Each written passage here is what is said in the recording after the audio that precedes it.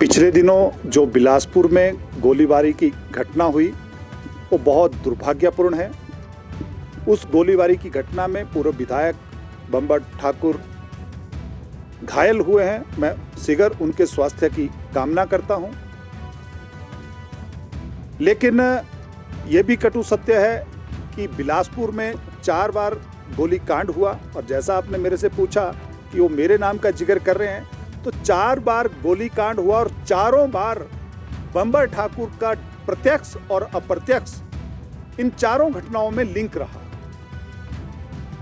और लिंक ही नहीं रहा, जो घटना हुई, पिछली घटना जो हुई थी, उसमें उनका बेटा 2 महीने अरेस्ट रहा, अंदर रहा। और बिलासपुर पुलिस ने, तत्कालीन एसपी ने एक स्टेटमेंट जारी की और जिसमें कहा कि इस पूरी घटना का मास्टरमाइंड उनका बेटा है। इतना ही नहीं, जब हाईकोर्ट में स्टेटस रिपोर्ट पुलिस ने फाइल की थी, उसमें सारे घटना का वृत्तांत डिटेल में किया था। लेकिन मैंने तब भी कहा था और मैंने तब विधानसभा के अंदर भी कहा था कि उस पूरे मामले की वर्तमान प्रदेश सरकार लिपापोती कर, क्योंकि यह सरकार का फेलियर था, यह इंटेलिजेंस का फेलियर था कि इतनी बड़ी घटना पिछली बिलासपुर में हुई थी।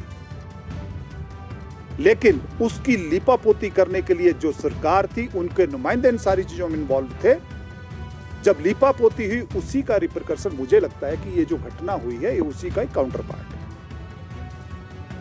और ये बड़ा दुर्भाग्यपूर्ण है कि बिलासपुर में, मैंने अभी धर्मशाला की जो विधानसभा हुई थी, मैंने कहा था कि बिलासपुर में चिट्टा माफिया पूरे तरीके से हावी है, बिलासपुर में खनन माफिया हावी है, बिलासपुर में ठेकेदारी माफिया हावी है। मैंने कहा था कि बिलासपुर में सुपारी माफिया हावी है। पहला इंसिडेंट हिमाचल प्रदेश के इतिहास में पैसे देकर अगर किसी व्यक्ति को मरवाने का हुआ था तो बिलासपुर में हुआ था, जिसमें पूर्व विधायक बम्बर ठाकुर का बेटा 2 महीने अरेस्ट रहा था। इससे बड़ा दुर्भाग्य कुछ और नहीं हो सकता। तब मैंने कहा था कि सुपारी माफिया का अगर पहला कोई केस तो बिलासपुर में हुआ, इसलिए इसकी उच्च स्तरीय जांच होनी चाहिए, इसमें किसी को बख्शा नहीं जाना चाहिए।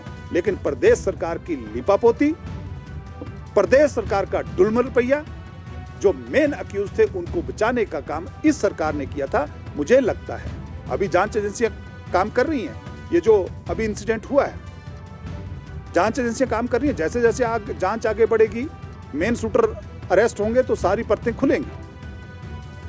लेकिन कहीं ना कहीं ये सारा उसी का ही काउंटर अटैक तो नहीं है। इन सारी चीजों को डेप्थ में एनालाइज करना चाहिए। दुर्भाग्यपूर्ण है कि वर्तमान प्रदेश सरकार,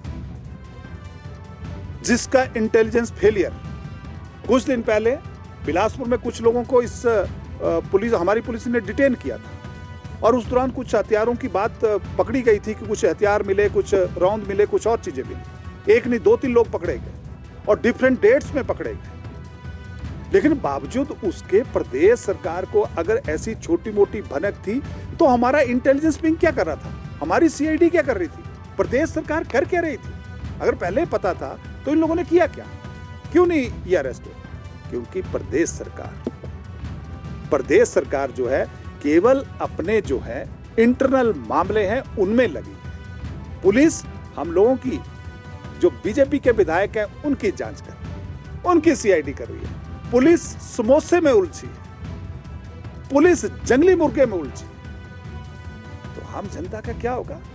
जो इंटेलिजेंस का काम इन ऐसी गतिविधियों के ऊपर नजर रखना है कि प्रदेश में लॉ एंड ऑर्डर की स्थिति तो नहीं हो रही है। और मेरा जिला तो वैसे बॉर्डर जिला है,